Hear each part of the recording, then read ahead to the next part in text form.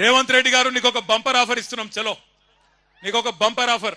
నువ్వు అంటున్నావు కదా నేను కుల గణన చేసిన బీసీలందరూ సంతోషంగా ఉండ్రు, నేను రైతు బంద్ చేసిన రైతులందరూ సంతోషంగా ఉండ్రు, రైతు కూలీలకు పైసలు వేసిన వాళ్ళు సంతోషంగా ఉన్నారు, అందరు ఇండ్లకు కాయిదాలు ఇచ్చిన పేదోళ్ళందరూ సంతోషంగా ఉన్నారు అంటున్నావు కదా.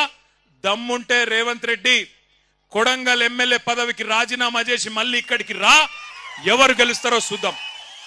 నీకు మాటిస్తున్నాం. మేము ఇంతమంది రాము, నువ్వు భయపడకు. మేము ఇంతమంది రాము ప్రచారంకు. మా పట్నం నరేందర్ రెడ్డి నామినేషన్ వేసి ఇంట్లో కూర్చుంటాడు, బయటికి కూడా రాడు.